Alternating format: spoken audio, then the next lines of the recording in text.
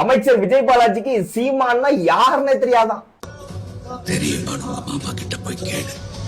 அந்த பத்திரிகையாளர் உங்ககிட்ட சீமான் அம்பேத்கர் அவர்களுக்கு சேலத்துல செலவைக்கிறத பத்தி கொஸ்டின் கேட்ட தப்புதான். நான் அந்த பத்திரிகையாளர் எப்படி கேட்டிருப்பேன் தெரியுமா? சுறா படத்துக்கு பிளாக்ல டிக்கெட் வித்தியே எவ்வளவு வாங்கினான்னு கேட்டிருப்பேன். மெர்சல் படத்துக்கு பிளாக்ல டிக்கெட் வித்தியே எவ்வளவு வாங்கினான்னு கேட்டிருப்பேன். என்னன்னா பிளாக்ல டிக்கெட் வித்த உங்ககிட்ட அப்ப என்ன அரசியல் கேள்விதான் கேட்க முடியும்? இந்த மாதிரி தற்குறி கேள்விகள் தான் கேட்க முடியும். சீமான் எனக்கு யாருன்னே தெரியாது, சீமான் என்ன எம்எல்ஏவா எம்பியா பதில் சொல்ல அப்படின்னு சொல்றீங்களா கேட்ட கேள்விக்கு. சீமான் எம்பியாவோ எம்எல்ஏவோ இருக்குன்னு அவசியம் கிடையாது. 8 கோடி மக்கள்ல ஒருத்தர். அந்த 8 கோடி மக்கள்ல ஒருத்தர் கட்டுற வரி பணத்துலதான் உனக்கு சம்பளம் கிடைக்குதுன்னு எஸ்கார்டோட போயிட்டு வந்துகிட்டு இருக்கேன்.